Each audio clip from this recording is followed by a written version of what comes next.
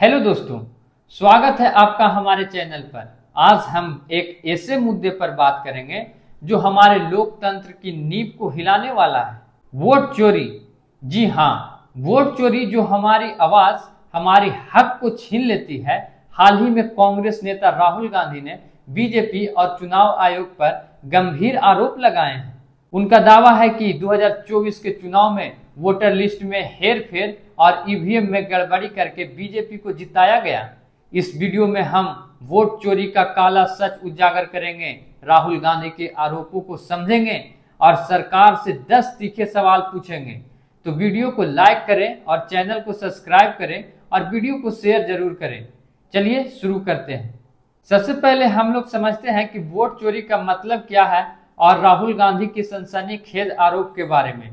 तो दोस्तों, वोट चोरी क्या है? ये वो गंदा खेल है जिसमें मतदाता की मर्जी को कुचला जाता है। कैसे?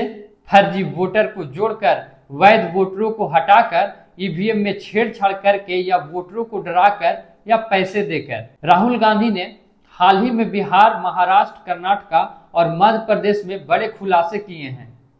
उन्होंने कहा कि 2024 के लोकसभा चुनाव में बीजेपी ने वोटर लिस्ट में लाखों फर्जी नाम जोड़े हैं।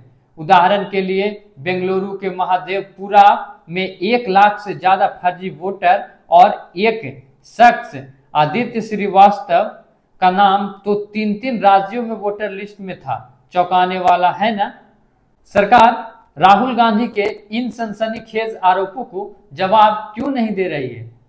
बिहार में 65 लाख वोटरों के नाम हटाने की प्रक्रिया को पारदर्शी क्यों नहीं बनाया गया? अब बात करते हैं ईवीएम की। राहुल गांधी ने महाराष्ट्र और कर्नाटक में ईवीएम के जरिए वोट चोरी का आरोप लगाया। उन्होंने दावा किया कि ईवीएम और वीवीपैट की गिनती में अंतर था। 2019 और 2024 के चुनाव में ऐसी कई शिकायतें आई। राहुल गांधी ने यह भी कहा कि चुनाव आयोग डिजिटल वोटर लिस्ट और सीसीटीवी फुटेज देने से कतरा रहा है। अगर ईवीएम इतने सुरक्षित है तो ये सवाल क्यों?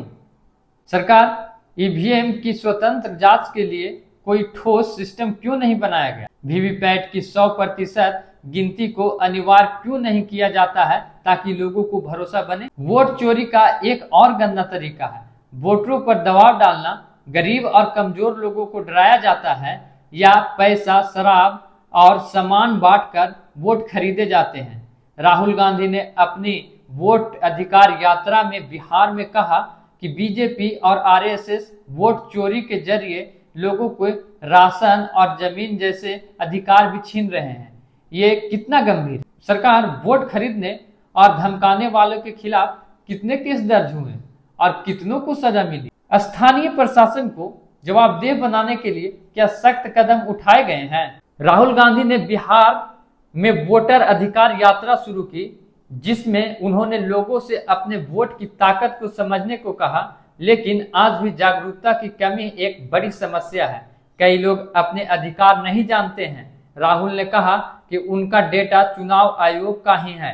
फिर आयोग ने उनके आरोपों को झूठा बताकर खारिज क्यों किया? आयोग ने उनसे शपथ पत्र मांगा, लेकिन जांच की बात क्यों नहीं? सरकार, मतदाता जागरूकता के लिए बड़े पैमाने पर अभियान क्यों नहीं चलाए जा रहे हैं? ग्रामीण और दूर दराज के इलाकों में जागरूकता अभियान कितने प्रभावी? वोट चोरी को रोकने की जिम्मेदारी हमारी भी है। राहुल गांधी का दावा है कि वोट चोरी की वजह से कांग्रेस को 2025 में 70 सीटों का नुकसान होगा। हमें अपनी वोट की ताकत को समझना होगा। अगर कोई गलत काम दिखे तो तुरंत शिकायत करें। सरकार को चाहिए कि वो एक तेज और पारदर्शी शिकायत सिस्टम बनाए। सरकार वोट चोरी की शिकायतों के लिए तेज और पारदर्शी सिस्टम क्यों नहीं बना रहे? क्या आप वोटरों को उनकी शिकायतों पर तुरंत कार्रवाई की गारंटी दे सकते हैं? तो दोस्तों, वोट हमारी ताकत है, हमारा हक है। राहुल गांधी के आरोपों ने वोट चोरी को और गंभीर बना दिया। अब समय है जागने का, सवाल पूछने का और अपने लोकतंत्र को बचाने का। इस वीडियो को लाइक करें, शेयर करें और कमेंट में बताएं कि आप वोट चोरी के खिलाफ क्या सोचते हैं। चैनल को सब्सक्राइब नहीं किए हैं तो चैनल को सब्सक्राइब करें और बेल आइकन को जरूर दबाएं ताकि आपको और भी जरूरी वीडियो मिलते रहें। आइए मिलकर अपने लोकतंत्र को मजबूत करते हैं। जय हिंद।